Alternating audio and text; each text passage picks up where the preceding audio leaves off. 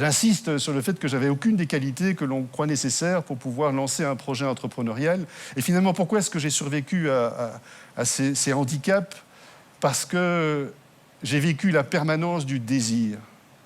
Le désir peut s'éteindre comme la flamme d'une bougie, mais lorsque ce désir est une passion qui vous habite complètement et qui vous fait choisir une des deux folies. En fait, il y a deux folies dans la vie quand vous avez un projet.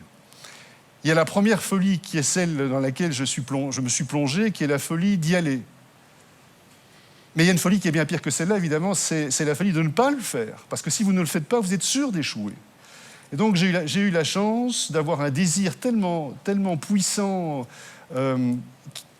qui était tellement fort que j'étais prêt à me casser la figure dans ce projet, que j'ai poussé sur le bouton. Lorsque vous trouvez votre vérité et que vous jouez le jeu avec toute la sincérité dont vous êtes capable, tôt ou tard, vous allez recevoir des cadeaux auxquels vous ne vous attendez absolument pas. Jamais j'aurais imaginé qu'un jour des pandas seraient présents chez nous.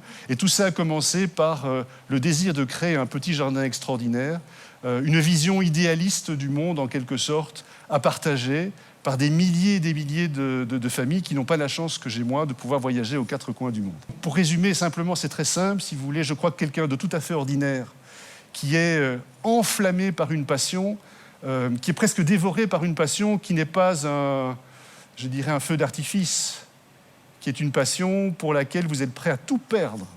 Ça, c'est une condition qui est vraiment sine qua non, bien sûr. Vous devez être prêt à tout perdre pour cette passion. Eh bien, moi, j'ai été récompensé.